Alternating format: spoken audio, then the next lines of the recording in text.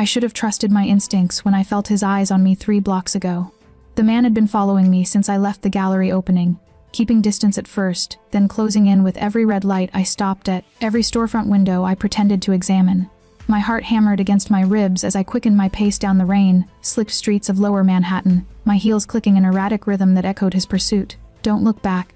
Don't let him know you know. But I could feel him there, a shadow with weight, breathing down the space between us. The street was too empty for 10 o'clock on a Friday night. The kind of empty that makes you realize how alone you really are when you need help most. My phone was dead, of course it was, and the next subway entrance was 4 blocks away. 4 blocks too many. That's when I saw it, a weathered door beneath a crimson awning, barely visible between a closed dry cleaner and a shuttered bodega. No sign, no indication of what lay beyond, just a brass handle worn smooth by countless hands and a single word etched into the frame. Sanctuary. I didn't think. I just ran. My shoulder hit the door hard as I twisted the handle and tumbled inside, expecting resistance. Instead, it swung open with surprising ease and I nearly fell into a wall of warmth and darkness. The door shut behind me with a decisive click that sounded like fate sealing itself. I pressed my back against it, chest heaving, and blinked rapidly as my eyes adjusted to the low amber lighting. This was not a sanctuary. This was a tomb dressed in velvet and vice. The bar stretched before me like something out of a fever dream. All dark wood and leather booths, crystal decanters catching firelight from a massive stone hearth, and an atmosphere so thick with smoke and secrets I could taste it on my tongue. Jazz played low from hidden speakers, a saxophone's moan weaving between the murmur of hushed conversations, and every single person in the room had stopped talking to look at me. Oh God, there were maybe 15 people scattered throughout the space, all men, all dressed in expensive suits that probably cost more than my rent, all radiating the kind of casual menace that made my survival instincts scream. This wasn't a bar. This was a private club, the kind you don't stumble into by accident and leave with your teeth intact. I'm sorry, I stammered, hand fumbling for the door handle behind me. Wrong place. I'll just stay. The word cut through the room like a blade through silk. It came from the back corner, from a booth shrouded in shadow where I hadn't noticed him before. But now I couldn't look away. He sat alone, one arm draped across the leather backing, the other resting on the table where a crystal tumbler caught the firelight. Even in the darkness, I could see the sharp cut of his jaw, the predatory stillness of his posture, the way every other man in the room seemed to orient themselves toward him like planets around a sun. Power. Pure, absolute, terrifying power. He tilted his head slightly, and the light caught his face, strong features carved from stone and shadow, dark eyes that felt like they could see through flesh and bone straight into the parts of yourself you kept hidden. His hair was ink black, pushed back from his face, and when he moved, it was with the controlled grace of something dangerous choosing not to strike. Yet, you ran in here like the devil himself was chasing you. His voice was low, smooth as expensive whiskey, with an edge that suggested he knew exactly what kind of devil had been following me. Were you running from someone? Or toward something? I couldn't speak, couldn't move, couldn't do anything but stare at him like a rabbit caught in headlights, feeling the weight of every eye in the room, but unable to tear my gaze from his. Answer him. This came from a mountain of a man standing near the bar, his hand resting casually on his hip, where I could see the outline of a gun beneath his jacket. The word burst out of me before I could stop it. Someone. The man in the booth didn't smile, but something flickered in his eyes, interest, perhaps, or recognition of conjured fear. He lifted 2 fingers in a subtle gesture, and immediately one of his men moved to the door, positioning himself there like a sentinel. Describe him. It wasn't a request. Tall, dark coat. He's been following me since. My voice cracked, and I hated the weakness in it, hated that this stranger could hear my fear so clearly. Since I left the gallery on Spring Street, I thought maybe I was being paranoid, but you weren't. He stood then, unfolding from the booth with liquid grace, and I realized he was taller than I'd thought, 6'3", maybe more, with shoulders that filled out his charcoal suit like he was born wearing it. He crossed the room toward me, and I felt my back press harder against the door, torn between wanting to run and being physically incapable of movement. He stopped 3 feet away, close enough that I could smell his cologne, cedar and smoke and something darker, and raised one hand. I flinched before I could stop myself, and that same flicker of something crossed his face again. Not anger, almost disappointment, but he only gestured to the man at the bar. Marco, check outside. Tall, dark coat, probably sweating through it by now. Bring him to the alley behind Carbone's. Marco nodded once and slipped out through a side door I hadn't noticed before. Wet, what are you going to? I started, but he cut me off with a look that made the words die in my throat. The question isn't what I'm going to do to him. He stepped closer, and my breath hitched as his hand came up to touch a strand of my dampened hair that had fallen across my face. His fingers were warm, surprisingly gentle, and the touch sent electricity racing down my spine. The question is what you were doing in that part of town, alone, at this hour, dressed like that. I looked down at myself, The emerald cocktail dress I'd worn to the gallery opening, now rain-spotted and clinging to my skin, the heels that had seemed like a good idea hours ago. I felt naked under his gaze, exposed in a way that had nothing to do with the dress. I was working, I said, lifting my chin in defiance even as my heart raced. It was an art opening. My boss sent me to network with potential clients. Your boss sent you into the wolves' den without protection. His jaw tightened almost imperceptibly. Careless of him. Her. I corrected automatically. And I can take care of myself. Clearly. The word dripped with irony as his eyes traced my trembling hands, my heaving chest, the fear I couldn't quite hide. What's your name? I should have lied. Every instinct screamed at me to give him a fake name, to maintain some barrier between myself and whatever dark world I'd stumbled into. But those eyes, God, those eyes, demanded truth like gravity demanded falling. Isabel. I whispered. Isabel Chen. He repeated my name slowly, tasting each syllable like fine wine, and I felt it all the way to my bones. Isabel. He stepped back, but his gaze never left mine. You walked into my establishment uninvited. Do you know what usually happens to people who do that? I shook my head, not trusting my voice. He smiled then, just the barest curve of his lips, and it was the most beautiful and terrifying thing I'd ever seen. Neither do you want to. He turned toward the bar, and I thought he was dismissing me, thought I might actually escape this night with my life intact, until he spoke again over his shoulder. But you're safe here. For now. Have a drink, Isabel. You look like you need it. I should go, I said, but my hand didn't reach for the door handle. No. He picked up a crystal decanter and poured amber liquid into 2 glasses. You shouldn't. Your stalker is being handled, and we need to talk about why a woman like you is wandering my territory without permission. Your territory. The words came out sharper than I intended. This is Manhattan. Public streets. I don't need anyone's permission. Yes. He interrupted, turning to face me fully, and the weight of his attention felt like standing in front of an oncoming train. You do. He crossed back toward me, holding out one of the glasses, and despite every warning bell ringing in my head, I took it. Our fingers brushed, and that same electric current shot through me, stronger this time. Who are you? I breathed. He held my gaze for a long moment, and in the firelight I could see flecks of gold in those dark eyes, could see the shadow of violence lurking beneath that expensive suit, could see something else too, something that looked almost like loneliness. My name is Damian Wolf, he said quietly, and the room seemed to hold its breath. And I own everything south of Houston Street, including as of tonight. He lifted his glass in a mock toast, his eyes never leaving mine. You. The whiskey burned going down, but not as much as his words burned in my mind. Including you. I'm not a possession, I said, setting the glass down on the nearest table with more force than necessary. The crystal chimed against the wood, sharp and definite. You don't own people. This isn't the Dark Ages. Damian Wolf tilted his head, studying me with the same intensity a scientist might study something under a microscope, curious, detached, and utterly confident in his ability to dissect every layer. No, he agreed mildly. This isn't the Dark Ages. It's far more complicated than that. He moved past me toward the bar, and I caught his scent again, that intoxicating mix of cedar and danger. In the Dark Ages, at least the rules were clear. You knew who held the sword, who bent the knee. Now he poured himself another drink. Now everyone pretends they're free while invisible chains bind them to mortgages, jobs, fears. That's different then, is it? He turned, leaning back against the bar with that maddening casual grace. You walked into my world, Isabel. You crossed a threshold most people in this city don't even know exists. And now, he swirled the whiskey in his glass. No, you know too much. My pulse spiked. I don't know anything. I don't even know what this place is. I just needed somewhere safe. And you found it. His voice dropped lower, and I felt it in my chest. But safety always has a price. Surely you learned that tonight. The door Marco had left through opened, and the massive man returned, dragging someone behind him. My stalker. Even in the dim light, I could see the man's face was bloodied, his dark coat torn, his eyes wild with terror as he looked between Marco and Damian. Please, Mr. Wolf, I didn't know, I swear I didn't know she was. On your knees. The stalker collapsed instantly, hands raised in supplication. I'm sorry, I'm so sorry. I didn't mean. I watched frozen, as Damian set down his glass and walked toward the man with measured steps. Every person in the room had gone perfectly still, and the jazz playing overhead suddenly seemed obscenely cheerful against the thick tension. What you meant doesn't interest me. Damian stopped in front of the kneeling man, and even from where I stood, I could feel the temperature in the room drop. What you did following a woman, hunting her like prey, making her afraid, that's what matters.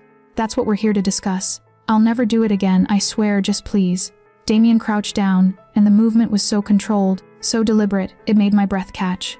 You're right, he said softly. You won't. He pulled something from his jacket, a gun sleek and black and deadly, and pressed it against the stalker's temple. No, the word tore from my throat before I could stop it, and Damian's eyes cut to mine, sharp as glass. For a moment nobody moved. Nobody breathed. The stalker whimpered, tears streaming down his face, And I realized with horrible clarity that Damien Wolf had been about to pull that trigger without hesitation, without remorse, without a single second of doubt. And I had stopped him. Isabel. My name on his lips was a warning and a question all at once. Go sit down. Don't kill him. I stepped forward, my legs shaking but somehow still holding me upright. Please. He's pathetic and disgusting, but he didn't actually hurt me. You can't. The words sliced through the air like a whip crack. Damien stood slowly, the gun still trained on the stalker's head, his gaze locked on mine with an intensity that made my knees weak. There are very few people in this city who can tell me what I can and cannot do, Isabel. You are not one of them. Then what am I? The question came out stronger than I felt. If I'm yours, like you said, doesn't that mean you should listen to me? Or is ownership just another word for control? Something flickered across his face, surprise maybe, or admiration for my audacity. Behind him, one of his men shifted uncomfortably, and I saw Marco's hand twitch toward his own weapon. The tension stretched so tight I thought it might snap and take us all with it. Then Damien lowered the gun. Take him to the docks, he said quietly, never breaking eye contact with me. 3 broken fingers. Left hand. Let him remember what happens when he forgets where he's allowed to hunt. Marco grabbed the sobbing stalker and hauled him out through the side door. The man's pleas faded into the night, and then we were alone again, me and Damien Wolf in a room full of dangerous men who watched us like we were the most interesting thing they'd seen in years. You have a soft heart, Damien said, moving toward me again, and this time I didn't back away. That's gonna be a problem. For who? For both of us. He stopped close enough that I had to tilt my head back to meet his eyes. I just showed mercy because you asked. Do you understand how rare that is? How dangerous it is for people to know I can be swayed? I didn't ask you to. Yes, you did. His hand came up, and I felt his fingers trace the line of my jaw. Impossibly gentle for someone who'd been holding a gun to a man's head 30 seconds ago. You asked with those eyes. With that voice. With the way you looked at me like I was something other than a monster. Are you? The question slipped out unbidden. A monster. He smiled, and it was sharp enough to draw blood. Ask me again after you've spent more time in my world. After you've seen what I'm capable of when beauty isn't watching. I want to leave. But even as I said it, my body didn't move, didn't pull away from his touch. I know. His thumb brushed across my lower lip and I felt that touch everywhere. But you won't. Not tonight. Because that man knows your face now. Knows you interfered with my business. And word spreads fast in this city. You go back to your apartment, your job, your normal life. Someone might decide you're a weakness worth exploiting. So what, I'm just supposed to stay here? With you? Yes. The word was absolute, final, and terrifying in its certainty. Until I decide it's safe. Until I decide what to do with someone who walked into my world uninvited and then had the audacity to tell me no. This is kidnapping. This is protection. He dropped his hand, and I felt the loss of his touch like a physical thing. But call it whatever helps you sleep tonight. He turned toward the back of the bar, toward a door I hadn't noticed before, and gestured for me to follow. Come, you need rest, food, dry clothes. We'll discuss the rules in the morning. Rules. He glanced back over his shoulder, and the look in his eyes made my stomach flip. You're in my house now, Isabel. Everything has rules. How you dress, where you go, who you speak to. Most importantly, he paused at the door, his hand on the frame. Who you belong to. I don't belong to anyone. Keep telling yourself that. He opened the door to reveal a narrow hallway lit by soft sconces, leading deeper into whatever labyrinth existed behind this bar. Maybe eventually you'll believe it. But I know better. How can you possibly? Because you're still here. His voice was quiet but certain. Because you could have run when Marco opened that door. Could have screamed, fought, fled. But you stood there and watched me nearly kill a man, and then you stopped me. Not because you were afraid of what I'd do, but because you were afraid of what it would make me. He was right, and I hated that he was right. That makes you either incredibly compassionate or incredibly stupid. He continued, Moon-eyed, I don't think you're stupid, Isabel Chen. Which means you have a conscience, a weakness I can exploit. A chain I can pull when I need you to stay in line. You're a bastard? Yes. He agreed easily, without any hint of shame. I am. Remember that before you start thinking I'm something I'm not. I followed him down the hallway because what choice did I have? My phone was dead. I was in an unknown location with no idea how to find help, and the man who'd been following me was being tortured on a dock somewhere because I'd asked for mercy instead of justice. What have I gotten myself into?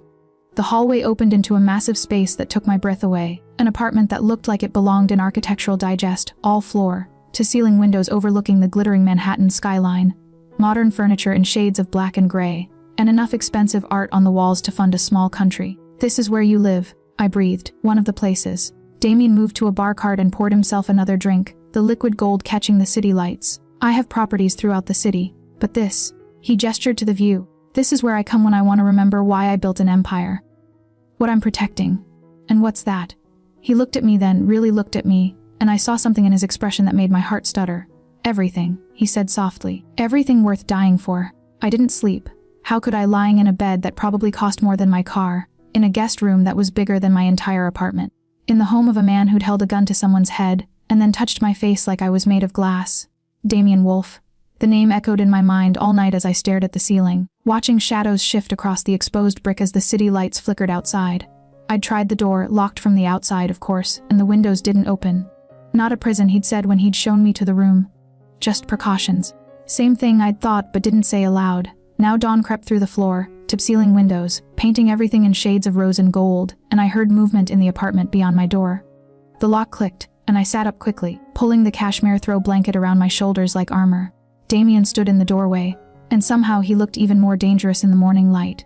He'd changed clothes, now wearing dark jeans and a black shirt that clung to his frame in ways his suit had only hinted at, and his hair was slightly damp like he'd just showered.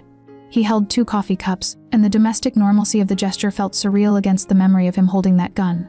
You didn't sleep, he said, not a question. An observation. Neither did you. I could see the faint shadows under his eyes, the tension in his jaw. No. He crossed the room and set 1 coffee cup on the nightstand beside me. I had business to attend to. Loose ends from last night. I didn't ask what that meant. Didn't want to know if loose ends was a euphemism for bodies in the Hudson. I want to go home. I know. He moved to the window, looking out over the city like a king surveying his domain. Unfortunately, that's not possible yet. How long is I yet? As long as it takes. He sipped his coffee, and I found myself watching the movement of his throat, the strong line of his profile against the skyline. There are people who need to understand you're under my protection before you can move freely again. Messages that need to be sent, territories that need to be reminded of boundaries. This is insane. I threw the blanket off and stood, not caring that I was still wearing the cocktail dress from last night, wrinkled and uncomfortable. You can't just keep me here like some kind of prisoner or pet or treasure. The word stopped me cold. Damien turned from the window, and the look in his eyes made my breath catch. Not a prisoner, not a pet. Something valuable, something worth protecting. I'm not yours to protect. You became mine the moment you ran through that door. He set his coffee down and moved toward me with that predatory grace that made my pulse spike. The moment you looked at me like I was a man instead of a monster. The moment you asked me for mercy and I gave it. I didn't ask for any of this. No, he agreed, stopping close enough that I could feel the heat radiating from his body.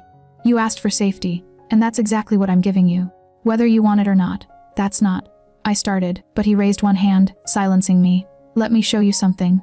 He pulled out his phone and tapped the screen a few times before holding it out to me. This is the security footage from outside the bar last night. Watch. I took the phone reluctantly and stared at the screen. It showed the street outside the unmarked door, time stamped around the time I'd arrived. I watched myself run into frame, clearly terrified, and disappear inside. Then, seconds later, my stalker appeared, pacing back and forth, trying the door handle, peering through the darkened windows. But that wasn't the disturbing part. The disturbing part was what happened next. 3 more men appeared, rough, looking, dangerous, and approached my stalker. There was clearly an exchange, heated gestures, and then one of them pulled out a phone and made a call. They waited. And then a car pulled up, a black sedan with tinted windows, and 2 more men got out. Do you see? Damien's voice was quiet beside me. He wasn't alone. He was a scout, a test. Someone sent him to see what you knew, where you went, who you were. The phone shook in my hands. Why, I'm nobody, I'm just an assistant at an art gallery. I don't know anything about whatever world you're part of. Are you sure? He took the phone back, his fingers brushing mine. Think carefully, Isabel. The gallery you work for, who owns it? Who are your clients? What kind of art do you authenticate and sell? I opened my mouth to say it was just art, just paintings and sculptures, nothing illegal or dangerous. But then I remembered some of the transactions I'd witnessed, the private buyers who never gave their real names, the pieces that arrived without proper provenance documentation, my boss Sylvia's insistence on discretion above all else. Oh God, you're starting to understand. Damien's voice held something like sympathy. Your gallery is a front, Isabel. Has been for years. Money laundering, stolen art recovery, asset hiding, all dressed up in gallery openings and champagne receptions, and you've been walking through it completely blind. No. I shook my head. Sylvia wouldn't, she's a legitimate businesswoman. She has connections to museums, to every major crime family on the East Coast. He pulled up another image on his phone, a photo of Sylvia at a fundraiser, standing between 2 men I didn't recognize, including the Valentino family, my rivals, the ones who've been looking for an opening into my territory for months. The room spun. I sat down hard on the edge of the bed, trying to process what he was telling me. So you think they sent someone to follow me, because I work for a gallery that does business with them? I think they sent someone to follow you because you've been cataloging their assets for 2 years without realizing it. Damen crouched down in front of me, bringing himself to eye level, and his hands rested on my knees, warm, steady, grounding. Every piece you've authenticated, every transaction you've recorded, every client file you've touched, you have information they'd kill to keep secret. And information I'd kill to obtain. I would never. I started, but he cut me off. I know. That's not what I'm saying. His thumbs traced small circles on my knees, the gesture surprisingly soothing. I'm saying you're valuable, Isabel. Dangerously valuable. And now that you've stumbled into my world, both sides are going to want you. So what am I supposed to do? Stay here forever? Hide? Run? His hands tightened on my knees. You stay here until I've eliminated the threat. Until I've made it clear to every family in this city that you're under my protection and touching you means war. And then, he paused and I saw something flicker in his expression. Uncertainty maybe, or calculation. And then, I prompted. And then you decide. He stood, and I felt the loss of his touch like cold water. You can go back to your normal life, to your gallery in your apartment, and pretend none of this happened. I'll arrange protection, set up systems to keep you safe, and you'll never see me again. Or, he turned away, moving back toward the window, and I could see the tension in his shoulders, the rigid control in his posture. Or you stay. Willingly, and learn what it means to be part of this world. My world. No more running, no more pretending ignorance. You'd see everything, the good, the bad, the irredeemable. And you'd choose me knowing exactly what I am. The offer hung in the air between us. Terrifying and intoxicating in equal measure. Why would I ever choose that? I asked quietly. He looked back at me, and the vulnerability in his eyes nearly broke me. Because despite everything, despite the danger, the violence, the darkness, you're still here. Still asking questions. Still looking at me like I'm human instead of a devil in a designer suit. He moved toward the door, and I felt panic rise in my chest at the thought of him leaving. Get cleaned up. There are clothes in the closet, all your size. We have a meeting in 2 hours. You and me. He paused at the threshold. If you're going to be safe in this city, you need to be seen at my side. You need to be introduced as mine. It's the only way to protect you from both the Valentinos and anyone else who might see you as a target. Introduced as what, exactly? He smiled, and it was sharp and beautiful and terrifying. Something far more dangerous than a prisoner, Isabel. As someone I care about, because in this world, nothing is more protected and more hunted than what a man like me decides to keep. The door closed behind him with a soft click, and I was alone again with my racing heart and the impossible choice he'd laid before me.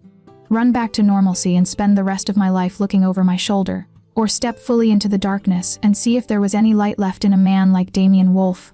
I looked at the coffee he'd brought me, still steaming on the nightstand, and realized with startling clarity that he'd remembered how I took it.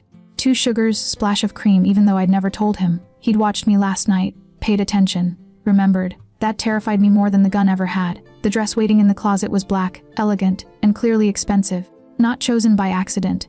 It fit perfectly, hugging curves I'd always been self-conscious about and making me look like I belonged in Damian's world. Like I was someone worth protecting, worth claiming. I stared at myself in the full-length mirror and barely recognized the woman looking back. Who are you becoming, Isabel? A knock on the door made me jump. Yes. It's Marco. The voice was gruff but not unkind. Mr. Wolf sent me to escort you. I opened the door to find the mountain of a man holding a small velvet box. He looked distinctly uncomfortable, shifting his weight from foot to foot like a teenager asked to deliver flowers. The boss wanted you to wear this. He thrust the box at me. For the meeting. Inside lay a delicate necklace, a single diamond pendant on a platinum chain, simple but clearly worth a fortune. My hands shook as I lifted it out. I can't accept this. You can and you will. Marco's expression softened slightly. Look, lady, I know this is all kinds of messed up. But if you're walking into the Donovan estate wearing Mr. Wolf's mark, you need to look like you belong there. This, he gestured to the necklace. This tells everyone you're not just some civilian caught in the crossfire. You're his, understand? His, that word again, wrapping around me like silk and chains. I fastened the necklace with trembling fingers and followed Marco through the apartment to where Damian waited by the elevator. He'd changed into a 3-piece suit, charcoal gray with subtle pinstripes, and the sight of him took my breath away. This was the man who'd held a gun, who'd spoken of breaking bones and sending messages written in blood. But right now he looked like he belonged on the cover of Forbes. His eyes swept over me, lingering on the necklace, and something heated flickered in their depths. Perfect. I feel ridiculous. I muttered, like I'm playing dress up in someone else's life. You're not playing anything. He offered his arm, and after a moment's hesitation, I took it. You're surviving. That's more than most people in your situation could say. The elevator descended in silence, Marco standing behind us like a watchful shadow. I could feel Damian's arm beneath my hand, warm and solid, could smell his cologne again, could sense the coiled tension in his body like a predator preparing for a hunt. Where are we going exactly? I finally asked. The Donovan estate. Neutral territory for a meeting of the 5 families. He glanced down at me. Think of it as a board meeting, except everyone's armed and disagreements occasionally end in bloodshed. That's supposed to make me feel better. It's supposed to make you careful. The elevator opened into an underground parking garage where a black SUV waited, engine running. Stay close to me. Don't speak unless spoken to directly. Don't show fear, but don't challenge anyone either. And most importantly, he helped me into the back seat, his hand lingering on my lower back. Don't leave my side for any reason. Not to use the restroom. Not if someone asked you to step away. Not even if the building is on fire. Understood. You're scaring me. Good. He slid in beside me. Fear keeps you alive in this world. The drive through Manhattan was surreal, watching the city pass by through tinted windows, knowing I was heading toward something dangerous, something that would change everything. Damien made several phone calls in Italian, his voice sharp and commanding, and I caught enough words to understand he was giving orders, making threats, preparing his people for something. Do you always speak Italian? I asked when he ended the last call. When I need to. He studied me in the dim light of the back seat. My family came from Sicily 3 generations ago. Some traditions die hard, and what tradition are you upholding today? His smile was grim. The one that says what's mine stays mine. That anyone who touches my people answers to me. That mercy is a gift I give once, and only once. Before I could respond, the SUV pulled through massive iron gates into a property that looked like it belonged in the English countryside, not Queens. The mansion sprawled across manicured lawns, all stone and ivy and old money. Other vehicles were already there, luxury cars and SUVs, their drivers standing watch. Remember what I told you, Damien said quietly as Marco opened our door. Stay close. Trust no one, and if something happens. He pulled a small device from his pocket and pressed it into my palm. Press this button, and every man loyal to me within a mile radius will know you're in danger. You're really expecting something to go wrong, aren't you? I'm expecting someone to try something. He exited the vehicle and offered his hand to help me out. Whether they succeed depends on how smart they think they are. The moment my feet touched the ground, I felt it, eyes watching from every direction, assessing, calculating the other drivers, the security positioned around the property. Even the windows of the mansion seemed to have faces behind them, studying the stranger on Damien Wolf's arm, his treasure, his weakness, his target. I forced my spine straight and let Damien guide me toward the mansion's entrance. Marco fell into step behind us, and I noticed 2 more men joining our small procession, bodyguards, probably, though they moved with the fluid grace of trained killers rather than hired muscle. The door opened before we reached it, and an older man in an impeccable suit stood there, his expression carefully neutral. Mr. Wolf, the others are already waiting in the conservatory. And this must be. His eyes flicked to me, cold and assessing. The complication. This is Isabelle Chen, Damien said smoothly, his hand settling possessively on my waist. And she's not a complication, she's family. I trust everyone will treat her accordingly. Family. The word sent shockwaves through me, but I kept my expression neutral as the man stepped aside to let us pass. Inside, the mansion was even more impressive, soaring ceilings, priceless art, and an atmosphere of restrained violence that made the hair on my neck stand up. Damien led me through corridors lined with armed men, past rooms where I caught glimpses of luxury and decay in equal measure, until we reached a set of double doors. Last chance to run. He murmured against my ear, his breath warm. Would you let me? No. His hand tightened on my waist. But I'd respect you for trying. He pushed open the doors, and we stepped into a conservatory filled with light and plants and 4 men who turned to look at us with expressions ranging from curiosity to open hostility. Gentlemen, Damien announced, his voice carrying that absolute authority I was beginning to recognize. May I introduce Isabelle Chen, my fiancée? The room exploded into chaos, and I realized with stunning clarity that Damien Wolf had just declared war, and I was the weapon he'd chosen to wield. Fiancée. The word echoed in my skull as 4 pairs of dangerous eyes locked onto me like predators sizing up prey. I felt Damien's hand tighten on my waist, a warning or reassurance, I couldn't tell which, and forced myself to breathe normally despite the panic clawing at my throat. Bullshit. The word came from a man in his 50s with silver hair and a scar bisecting his left eyebrow. He stood near the glass wall overlooking a garden where roses bloomed blood red. Damien Wolf doesn't have a fiancée. Damien Wolf doesn't do attachments, relationships, or anything that could be used as leverage. So what game are you playing? No game, Vincent. Damien's voice was ice and silk. Just a change in circumstances. Surely even you believe in love at first sight. The sarcasm was barely concealed, and I felt my cheeks flush. The other men shifted, exchanging glances that spoke volumes. One younger, maybe 30, with sharp features and sharper eyes, leaned forward in his chair, studying me with unnerving intensity. She doesn't look like your type, he said. Too soft.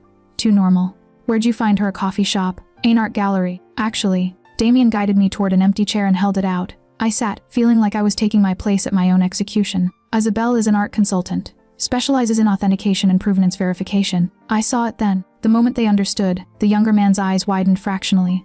Vincent's hand clenched on his whiskey glass. A third man, heavy set with cold eyes, let out a low whistle. The gallery, he said slowly. Sylvia Marchetti's place, the one that's been handling acquisitions for, yes. Damien interrupted smoothly, that gallery. Which means my lovely fiancé has quite the wealth of knowledge about certain transactions, certain clients, certain arrangements that some of you might prefer stayed private. You son of a bitch. Vincent slammed his glass down. You orchestrated this. You arranged for her to stumble into your territory so you could. I did nothing of the sort. Damien sat in the chair beside me, his posture relaxed despite the tension crackling through the room. Isabelle found me entirely by accident. Or perhaps by fate. Either way, she's mine now, and that makes her untouchable. Like hell it does. The fourth man finally spoke, lean, dark-haired, with eyes like a shark. I recognized him from the photo Damien had shown me earlier. Valentino, you think you can waltz in here with your pet civilian and expect us to just accept? I expect. Damien said, his voice dropping to something lethal. That you'll respect the same courtesy I've shown each of your families when you've brought significant others to these meetings. Or have you all forgotten when Vincent introduced his wife? When Marco brought his sister? When you, Alessandro, he turned those dangerous eyes on the Valentino patriarch, asked us to protect your daughter when she was targeted by the Russians. The room fell silent. This is different, Alessandro Valentino said quietly. Your girl isn't family. She's collateral intelligence. A bargaining chip you're trying to legitimize with a ring and a lie. No lie. Damien reached over and took my hand, and I felt the world narrow to that point of contact, his warm fingers threading through mine. I intend to marry her. Soon. And when I do, she becomes part of this organization, protected by the same rules and codes that govern all our families. Anyone who touches her, threatens her, or even looks at her wrong will answer to me personally. He turned his gaze to me then, and I saw the calculation behind his eyes, the chess moves being played in real time. This wasn't about love or protection. This was strategy. I was a pawn being promoted to queen, gaining power and vulnerability in the same breath. Isn't that right, Cara Maya?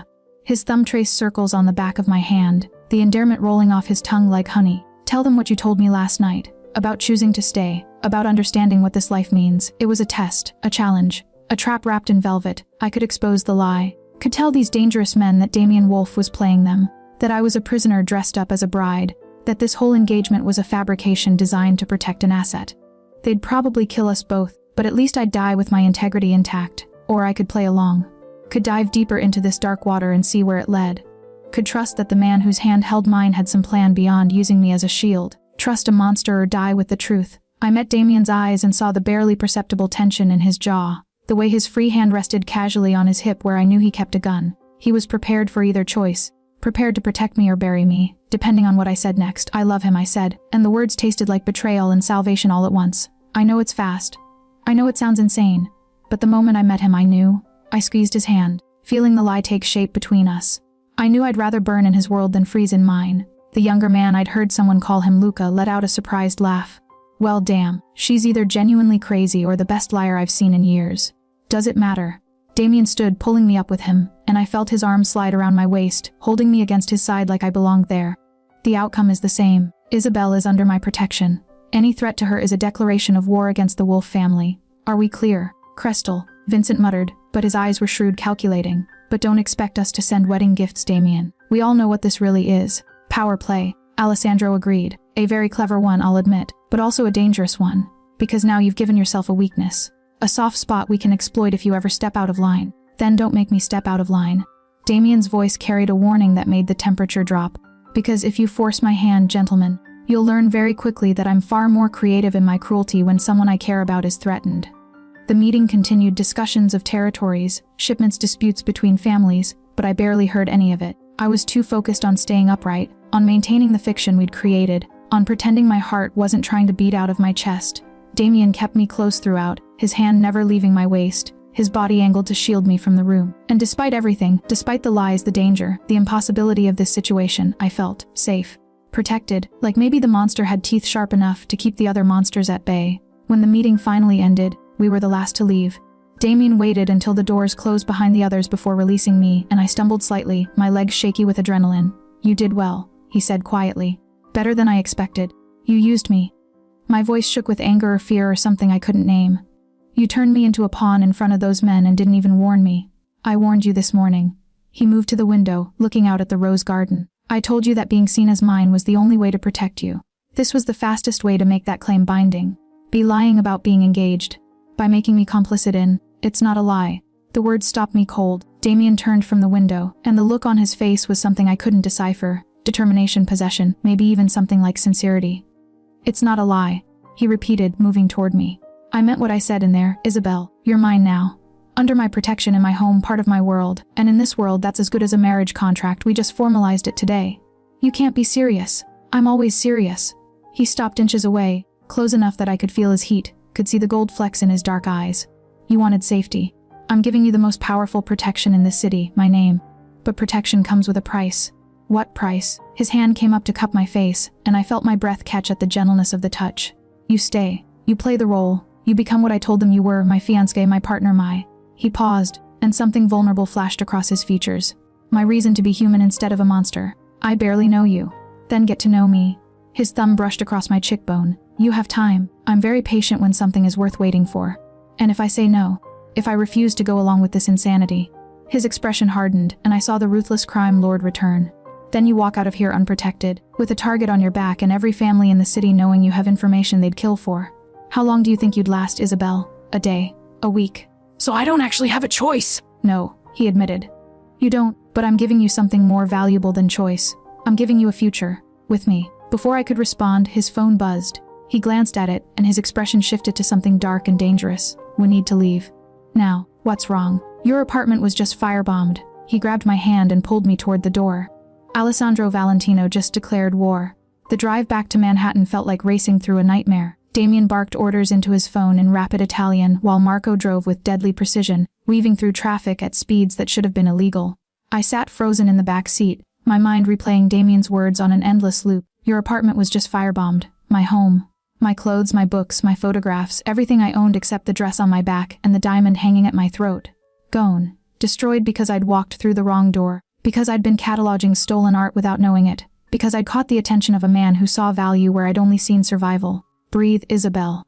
Damien's hand found mine in the darkness, his grip firm. I need you breathing. My cat, I whispered, the thought hitting me like a physical blow. Artemis, I left her with my neighbor this morning. I didn't think. We'll check on her. His thumb traced my knuckles. What apartment number? 3B. Mrs. Chen, no relation. She watches Artemis when I work late. She's elderly, she probably didn't even hear. We'll check, he repeated, and this time there was something like kindness in his voice. I promise. The SUV screeched to a stop 2 blocks from my building, close enough to see the fire trucks, the police barricade, the smoke still rising from what used to my 4th floor window. Neighbors stood clustered on the sidewalk in bathrobes and pajamas, some crying, others filming on their phones. Stay in the vehicle, Damien ordered, already opening his door. Marco, keep her here. I'll assess. But I was already moving, throwing open my door and running toward the building before either of them could stop me. I heard Damien curse behind me, heard Marco's heavy footsteps, but I didn't care. I needed to find Mrs. Chen, needed to know Artemis was safe, needed to see with my own eyes what the Valentinos had destroyed. A police officer tried to stop me at the barricade. Miss, you can't. I live here. The words came out as a sob. 4th floor apartment 4D. I need to know if anyone was hurt. Isabel. Damien's arms wrapped around me from behind, holding me back with gentle force. Let me handle this. He turned to the officer with an expression I'd never seen before, not threatening, not commanding, just concerned, like a normal person worried about his loved one's safety. The transformation was so complete I almost believed it was real. I'm Damien Wolf, he said quietly, keeping one arm around my shoulders. This is my fiancé's building. Please, was anyone injured? The officer's expression shifted when he heard the name. Recognition, maybe respect, possibly fear. Building was mostly evacuated in time. 2 people treated for smoke inhalation but no fatalities. Apartment where the fire started was empty. 4D registered to. He consulted his notes. Isabel Chen. That's me, I managed. But I need to check on Mrs. Chen in 3B. She was watching my cat. She's elderly. Already evacuated, miss. She's with the paramedics now. Gave a statement about hearing the explosion. Said she'd been feeding your cat before the fire started. He pointed toward the ambulances. Gray hair, floral nightgown. I found her sitting on the back of an ambulance, an oxygen mask over her face and a cat carrier clutched in her lap. Relief hit me so hard my knees buckled, and only Damien's arm kept me upright. Mrs. Chen. I stumbled toward her and the elderly woman looked up with tear-filled eyes. Isabel Mija, thank God. She pulled off the oxygen mask and grabbed my hand with surprising strength. I heard the explosion, grabbed Artemis and got out. But your apartment, everything you have, doesn't matter. I took the carrier, and Artemis's familiar meow made something inside me crack. You're safe. She's safe. That's all that matters. But even as I said it, I knew it wasn't true. Because standing amid the smoke and sirens and shattered glass, I understood with perfect clarity what Damien had been trying to tell me. This wasn't about galleries or stolen art or business disputes. This was about power. About sending a message. About showing Damien Wolf that nothing he claimed to protect was truly safe. Isabel. Damien's voice was low, dangerous. We need to go. Now. I looked up and saw what he'd seen: 3 men across the street, watching us with barely concealed interest. One raised a phone, clearly photographing or filming. Another touched his ear, speaking into a concealed microphone. Valentino's men, Marco, Damien said quietly. Get Mrs. Chen to the St. Regis. Suite on my personal floor. 24-hour security. She doesn't leave that room until I say otherwise. Wait, I can't, Mrs. Chen started, but Damien crouched in front of her, and his expression was so earnest it made my chest ache. Please, he said simply. You saved something precious to Isabel. Let me return the favor by keeping you safe. Just for a few days until this situation is resolved. She studied him for a long moment, then nodded. You love her, she said, and it wasn't a question. I can see it in the way you look at her. Like she's the only real thing in a world of shadows. Damien didn't respond, just stood and guided me toward the SUV where Marco was already holding the door open. The cat carrier trembled in my hands as we drove away from my burning building, from my destroyed life, from any remaining illusion that I could go back to being normal.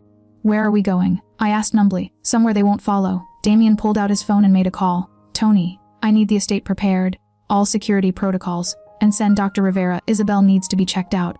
I'm fine. You're in shock. He ended the call and turned to me, his hand coming up to touch my face with heartbreaking gentleness.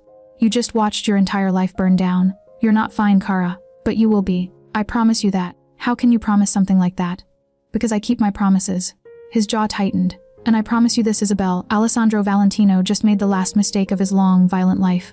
He touched what's mine, and for that, something dark and terrible crossed his features. For that, I'm going to burn his entire empire to the ground.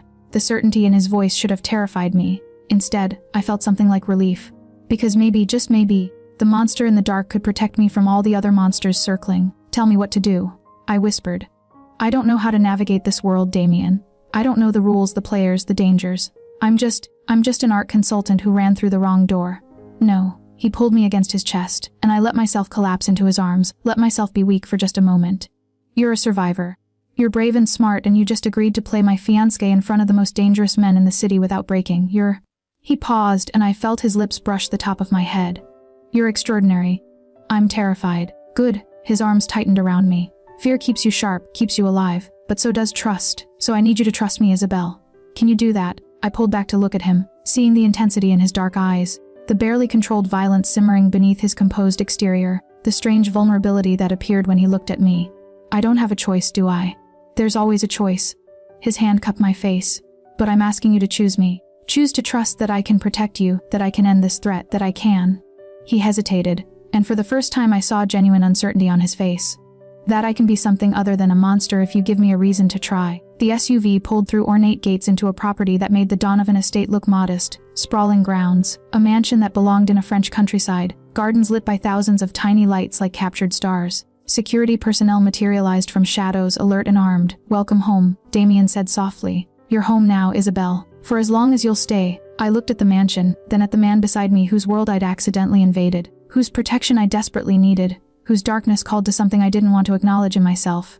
Choose to trust the devil, you know. Okay, I whispered and felt the word reshape reality around us. Okay, I'll trust you. His smile was small but genuine, and for just a moment, I saw the man behind the monster, lonely, burdened, perhaps even hopeful. Then let me show you what it means to be truly protected, he said, helping me out of the vehicle. And let me show Alessandro Valentino what it means to declare war on Damien Wolf. As we walked toward the mansion together, his hand on my lower back, my arms clutching a cat carrier, our bodies casting intertwined shadows in the security lights, I realized I was crossing another threshold. Another point of no return, and this time I was choosing to do it. The estate was a fortress disguised as a palace. Damien led me through marble hallways lined with art that belonged in museums, past rooms filled with antique furniture and modern security systems, until we reached what he called his private wing, a series of interconnected spaces that felt more lived in than the rest of the mansion's pristine perfection. This is your room, he said, opening a door to reveal a suite that was somehow both luxurious and comfortable. Soft grays and creams floor, to ceiling windows overlooking moonlit gardens, a bed that looked like sleeping on clouds. Adjacent to mine, door between them locks from your side. I set Artemis's carrier down and opened it. She emerged cautiously, sniffing the new territory with suspicion, then began exploring with typical feline indifference to human drama. You thought of everything, I said quietly. I try to. He moved to a dresser and opened the top drawer, revealing clothes still bearing tags. These should fit. I had my assistant order various sizes, but if something doesn't work, how long have you been planning this? The question came out sharper than I intended, bringing me here, setting up this room. You said I stumbled into your world by accident, but this, I gestured around the perfectly prepared space. This doesn't look accidental. Damen was quiet for a long moment, his back to me as he closed the drawer with careful precision. When he turned, his expression was unreadable. Do you want the truth or the version that lets you sleep tonight? The truth. Always the truth. The truth is I've been watching you for 3 weeks. He leaned against the dresser, arms crossed. Ever since one of my informants flagged unusual activity at Sylvia's gallery. I needed to know who was handling the Valentino accounts, who had access to their transaction records. And there you were, beautiful, competent, completely oblivious to the viper's nest you worked in. My stomach dropped. You've been stalking me. Protecting you, he corrected. There's a difference. The man following you last night, one of mine. I sent him to ensure you got home safely after the gallery opening, because I knew the Valentinos were getting suspicious, knew they might make a move. When you panicked and ran, he tried to stop you from entering my territory because he knew that you'd use me as a pawn. Anger flared hot in my chest. That you'd turn me into leverage against your enemies. This whole thing, the fiancé act, the protection, the concern, it's all just strategy. Less. He didn't flinch from the accusation. And no, it started as strategy. But then you looked at me like I was human. Then you asked me for mercy and I gave it. Then you stood in front of crime lords and chose to trust me even though you had every reason not to. He pushed off the dresser and moved toward me, and I forced myself not to back away. So yes, Isabel, I've been planning. But not this, not what you're becoming to me. What am I becoming? The question emerged as barely a whisper. His hand came up to my face, and despite everything, the lies, the manipulation, the calculated chess game, I leaned into his touch. Something I can't afford to lose, he said quietly. Something I'll burn the world to protect. Before I could respond, someone knocked sharply on the door. Damien's expression shifted instantly back to the ruthless crime lord. All vulnerability vanished. Come. A woman entered mid-40s, impeccably dressed, with sharp eyes that assessed me in seconds. Sir, the council has assembled in the war room. They're waiting. Tell them 5 minutes. He didn't look away from me. Isabel needs to eat and rest. With respect, sir, they were quite insistent. The Valentino situation requires immediate response. Damien's jaw tightened, and I saw the internal struggle play out on his face. Duty versus desire, protection versus strategy. Go, I said, making the decision for him. I'll be fine here. Artemis and I both need rest, and you need to? I gestured vaguely. Do whatever war council things you do. You're coming with me. What? No, I'm not. This isn't my world, Damen. I don't belong in your strategy meetings. You're my fiancé. You belong wherever I am. He turned to the woman. Find something appropriate for her to wear. And bring food to the war room. She hasn't eaten since this morning. Sir, with respect, the council won't react well to a civilian. The council will accept my decisions or find themselves without my protection. His voice dropped to something lethal. Isabel stays with me. Non-negotiable. Are we clear, Victoria? Victoria's expression flickered with something like approval before settling back into professional neutrality. Crystal clear, sir. I'll prepare immediately. She left, and I turned to Damen with exasperation. You can't just drag me into your meetings. I don't understand this world. I don't know the players. I'll be completely lost. Then learn. He cupped my face between both hands, forcing me to meet his eyes. You're not a civilian anymore, Kara. You're part of this organization now. My partner, my equal. And the sooner everyone sees that, the sooner you accept it yourself, the safer you'll be. I'm not your equal. You're a crime lord or mafia boss or whatever the proper term is, and you're the woman who walked into a room full of killers and made them believe a lie so convincing that Alessandro Valentino tried to kill you for it. He smiled, and it was fierce and proud. You're brilliant, Isabel. Adapt or die. That's the first rule of survival in this world.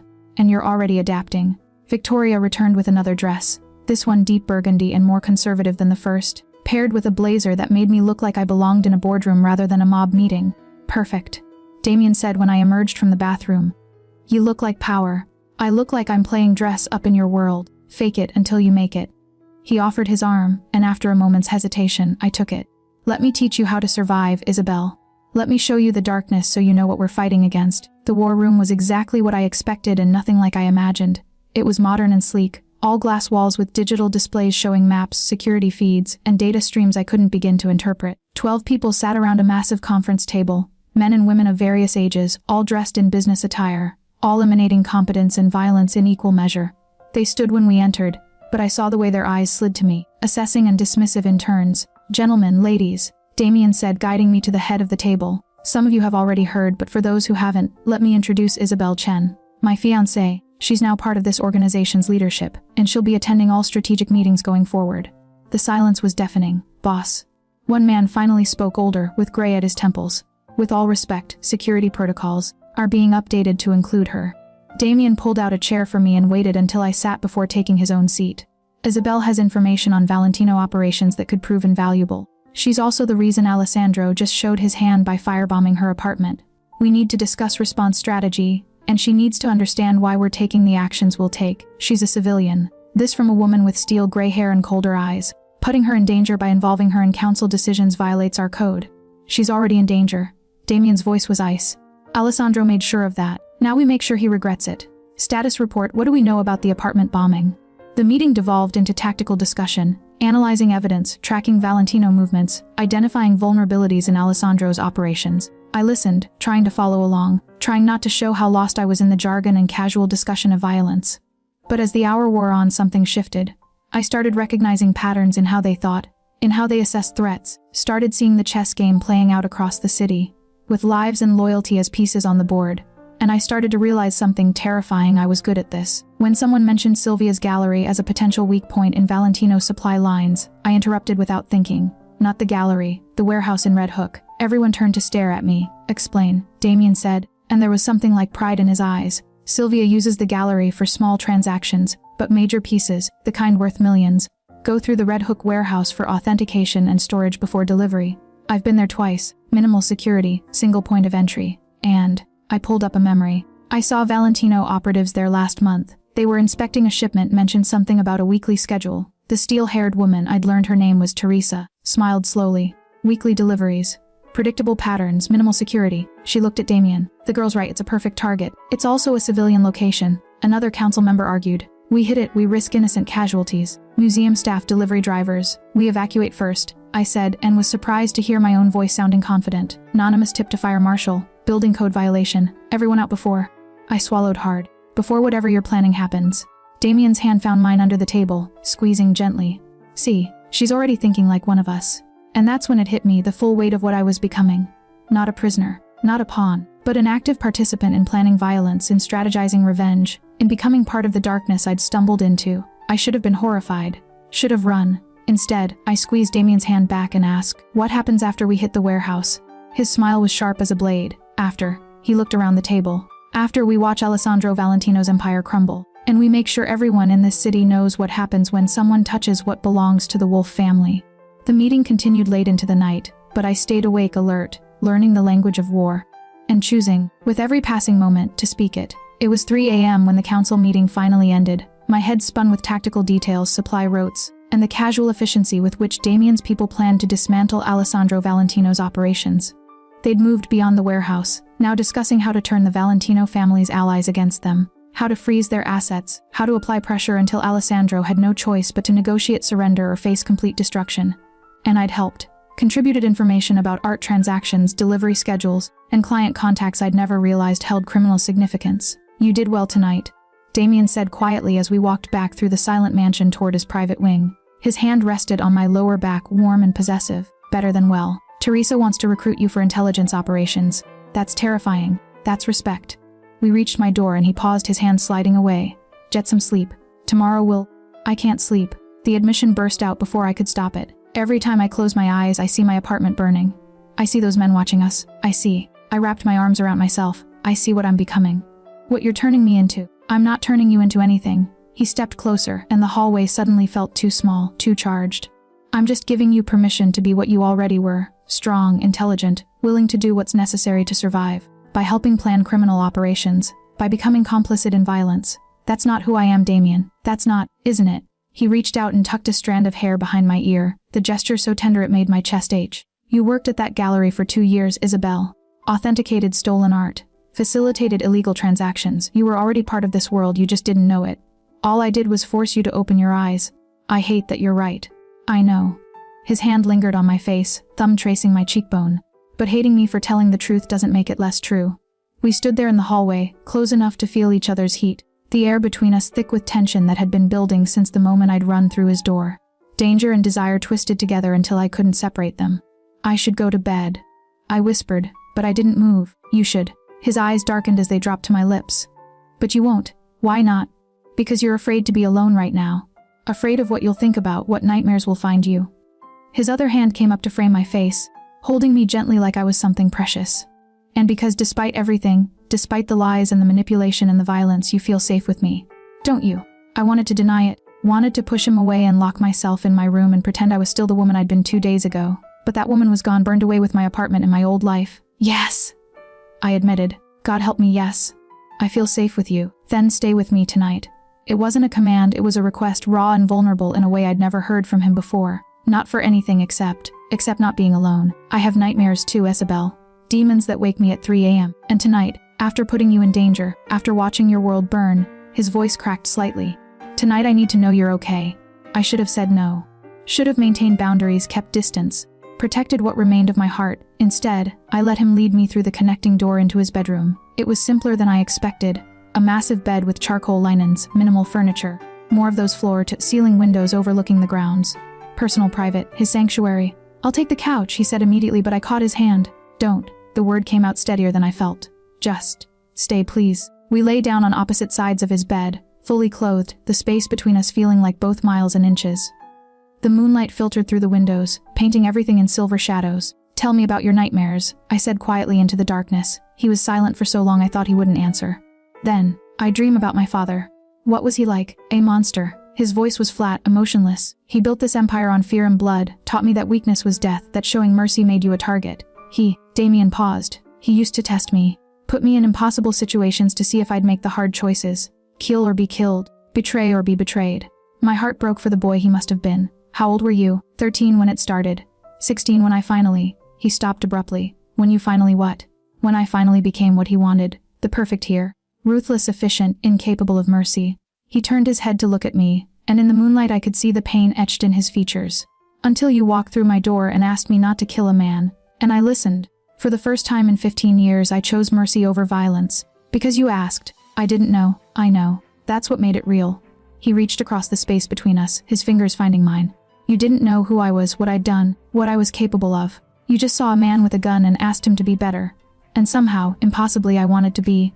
Our hands intertwined in the darkness and I felt tears slip down my cheeks. My nightmare, I whispered, is that I'll wake up and realize I've fallen for a monster who's incapable of change. That this us is just another strategy, another manipulation, and I'm too far gone to see it. It started as strategy, he admitted. I won't lie to you, Isabel. But it stopped being that the moment you chose to trust me in front of the council. The moment you looked at Alessandro Valentino and defended me without hesitation. The moment his hand tightened on mine. The moment I realized I'd rather die than let anyone hurt you. That's not love, I said, but my voice shook. That's possession. Obsession. Maybe. He shifted closer until I could feel his breath on my face. Or maybe it's the only kind of love a man like me is capable of. Absolute. Consuming. Willing to destroy anything that threatens it. That terrifies me. It should. His free hand came up to wipe away my tears with heartbreaking gentleness. But it should also comfort you. Because that kind of devotion, dark as it is, means you're the safest person in this city. No one will touch you. No one will hurt you. And anyone who tries will cease to exist. Damen. I didn't know what I was asking for or what I needed. But he seemed to understand. He pulled me closer until we were tangled together. His arms around me, my head on his chest, our legs intertwined. I could hear his heartbeat, steady and strong, could feel the tension slowly leaving his body as he held me. Sleep, Kara, he murmured against my hair. I've got you. Always. And despite everything, despite the violence and the lies and the impossible situation, I felt myself relaxing into his embrace. Felt the nightmares receding in the face of his presence. Damen. I whispered as sleep began to pull me under. Thank you. For saving me. For protecting me. For. I paused, afraid to voice what I was feeling. For seeing me. His arms tightened around me. Thank you for letting yourself be seen. For not running when you saw what I really am. For. His lips brushed my forehead. For making me want to be something other than the monster my father created. I drifted off in his arms, feeling safer than I had any right to feel, and didn't have a single nightmare, because the monster holding me kept all the other monsters at bay. I woke to an empty bed and the scent of coffee. For a moment, I lay there disoriented, trying to reconcile the luxury around me with the memories of last night, falling asleep in Damien's arms, feeling his heartbeat beneath my ear, the way he'd held me like I was something precious instead of a strategic asset. What are we becoming? I found him on the private terrace attached to his bedroom, standing at the railing overlooking the dawn-lit gardens. He wore just sleep pants, his torso bare, and I could see scars tracing his back, some surgical, some clearly from violence. Evidence of the life he'd lived, the battles he'd fought. You're staring, he said without turning around. You have a tattoo. I moved closer, seeing the ink between his shoulder blades, a wolf, beautifully rendered, surrounded by flames. When did you get it? When I took control of the family. 17 years old. He glanced back at me and the early light caught the gold in his eyes. Every maid member gets one. The wolf for burning away weakness. I finished quietly. For destroying anything that threatens the pack. You're learning. He turned fully to face me, and I couldn't help but catalog the rest of him, the defined chest, the abs that spoke of dedicated training, the dangerous grace in every movement. Coffee's on the table. We have an hour before the operation begins. The warehouse. Yes. He moved past me into the bedroom, and I followed, watching as he pulled a shirt from his closet. You'll stay here with security while we... No. He paused, the shirt halfway on. Excuse me. I said no. I crossed my arms, feeling my resolve solidify. If this operation is happening because of information I provided, if this war is being fought partially to protect me, then I'm not hiding here like a damsel in a tower. I'm coming with you. Absolutely not. He finished dressing with sharp movements. It's too dangerous. If something goes wrong, then I'll be in danger whether I'm here or there. I moved to stand in front of him, forcing him to look at me. You said I was your partner, your equal, that I belonged in your council meetings. You can't say those things and then lock me away when it's time for action. I can and I will. His jaw was set, stubborn. You're too important to risk. So are you. But you're going anyway. We stared at each other, and I saw the moment he realized I wasn't going to back down. Saw the frustration war with something that looked almost like admiration. You're going to be the death of me, he muttered, or the making of you. I stepped closer, and the air between us charged with electricity. Let me do this, Damien. Let me see your world fully, not just the boardroom strategy, but the execution, the reality. Because if I'm going to be part of this, I need to understand all of it. He studied me for a long moment, and I could see him calculating risks, weighing options. Finally, he nodded once. You stay in the vehicle with Marco at all times. You don't get out, you don't interfere, and if I tell you to run, you run. Understood? And, Isabel. He reached out and pulled me against him, his hands framing my face. If anything happens to you, if you get hurt because I was too weak to say no, I'll never forgive myself. Or you. Then make sure nothing happens to me. I rose on my toes and pressed my lips to his cheek, feeling him tense at the contact. Keep me safe, monster. That's what you promised. The operation unfolded with military precision. 3 vehicles, 12 operatives, all moving through the early morning streets of Red Hook like shadows. I sat in the SUV beside Marco, watching Damien coordinate his team through an earpiece, his voice calm and commanding. The warehouse loomed ahead, exactly as I described it, blocky and unremarkable, with only a single security guard visible at the entrance. Fire marshals on site. A voice crackled through the radio. Buildings being evacuated now. We're clear in 10 minutes. I watched workers stream out, confused but compliant, as official-looking people in high-vis vests directed them to safety. No one would be hurt. That had been my condition, and Damien had honored it. Phase 2. Damien said quietly, and I saw his team move into position. Remember, we're sending a message, not starting a bloodbath. Precision, not chaos. What happened next was like watching a ballad of controlled violence. Damien's people entered the now empty warehouse, and through the SUV's tinted windows, I could see flashes of movement, hear muffled sounds. They moved through the space systematically, and I knew from the briefing they were destroying inventory, disabling security systems, and planting evidence that would tie the Valentinos to international art theft. Visitors, Marco said suddenly, his hand moving to his weapon. 3 black cars screeched into the lot, Valentino reinforcements, clearly alerted to the operation. Men poured out, armed and angry, and my heart stopped as I realized Damien and his team were about to be trapped inside. Damien. I reached for the radio, but Marco caught my hand. Boss knows. He planned for this. And then I saw it. The second wave of Damien's people appearing from surrounding buildings, cutting off the Valentinos' escape routes. What should have been an ambush became a trap, and the Valentino men found themselves surrounded. A voice boomed over a megaphone. Stand down. This is wolf territory. You're trespassing. For a moment, I thought they'd comply. Then someone fired a single shot that shattered the morning quiet, and chaos erupted. Stay down. Marco shoved me below the window line as gunfire exploded around us. I heard the ping of bullets hitting the reinforced vehicle. Heard shouting and cursing and the horrible sound of violence. But through it all, I heard Damien's voice in the radio, calm, controlled, directing his people with surgical precision. Contain, don't kill. We need them alive to send back to Alessandro with our message. The firefight lasted less than 3 minutes, though it felt like hours. When silence finally fell, Marco cautiously raised his head. Clear, someone reported. 7 Valentino men down, all alive. 3 casualties on our side, minor injuries only. Boss. Marco called into the radio. I'm fine. Damien emerged from the warehouse, and despite the chaos, he looked perfectly composed except for a cut above his eyebrow. His eyes immediately found our vehicle, found me through the tinted window, and I saw relief flash across his face before his mask slammed back into place. He strode toward us, and Marco opened the door just as Damien reached it. Our eyes met, and something passed between us. Relief and recrimination and raw emotion too complicated to name. You're hurt, I said, reaching for his face. It's nothing. But he let me touch the cut, let me examine it with shaking hands. Are you okay? You didn't. I'm fine. Scared, but fine. I looked past him at the warehouse at the Valentino men being zip-tied and loaded into vehicles. Is it over? Not even close. His expression hardened. This was just the opening move. Now Alessandro knows we're serious. Now the real war begins. Then what happens next? He pulled me out of the vehicle and into his arms, holding me tight despite the audience of his operatives and captured enemies. Next, we finish this. We dismantle every piece of his empire until he has nothing left. Until he comes to me begging for mercy. And will you give it? I pulled back to look at him. If he begs, if he surrenders, will you show him the same mercy I asked you to show that stalker? Damien's expression was unreadable. That depends on you. You're my conscience now, Isabel. My reminder that there's something worth protecting beyond power and territory. If you ask me to spare him, if you think he deserves mercy, I'll consider it. His hand came up to cup my face. But if you want him destroyed for what he did to you, for burning your home and threatening your life. His eyes darkened. Then I'll make his end legendary. The choice settled on my shoulders like a weight. Power over life and death. The ability to steer this violent man toward mercy or vengeance. I don't want to be that person, I whispered. I don't want to decide who lives or dies. Then don't decide now. He pressed his forehead to mine, and we stood there amid the aftermath of violence, finding stillness in each other. We have time.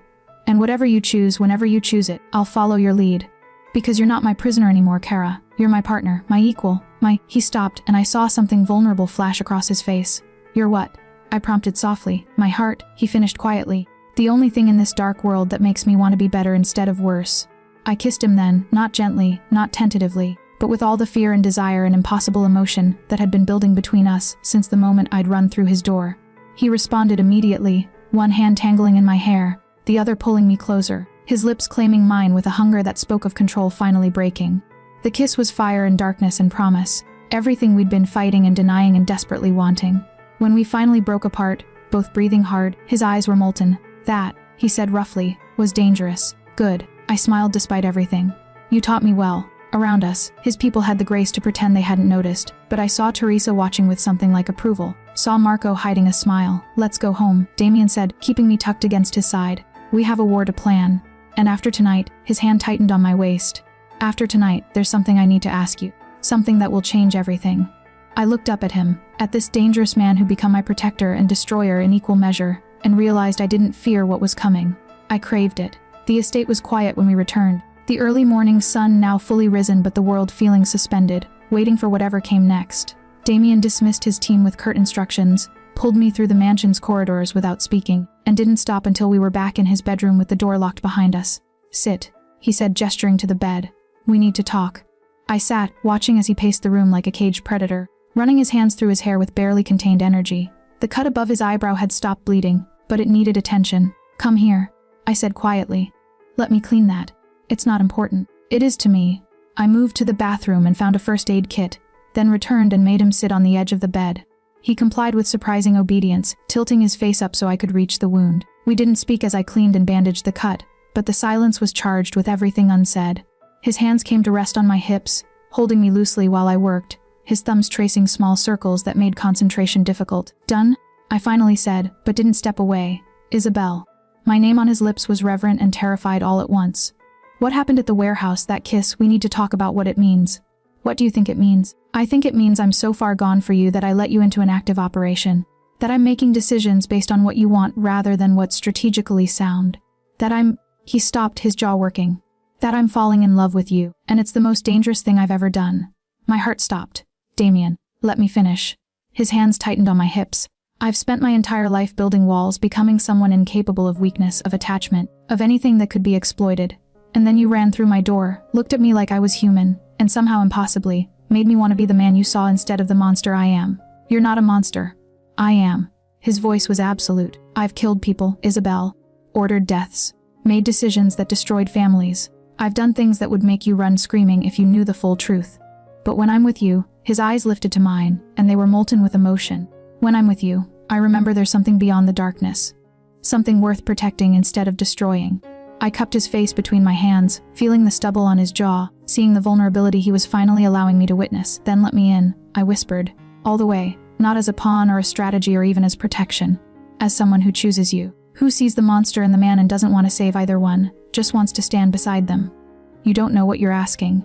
Yes, I do. I slid onto his lap, straddling him, feeling his sharp intake of breath. I'm asking for the truth. All of it. The good, the bad, the irredeemable. I'm asking for you to stop protecting me from the darkness and trust that I can handle it. And if you can't, his hands moved to my back, holding me against him. If I show you everything and you run, I couldn't, Isabel, I couldn't survive losing you now. Then don't make me run. I leaned in until our lips were almost touching. Make me stay. Show me why this us is worth the risk. He kissed me like a man drowning, and I was the air he needed to survive. His hands tangled in my hair, pulled me closer, claimed me with a desperation that matched my own. We fell back onto the bed, a tangle of limbs and heat and everything we'd been fighting since the moment we met.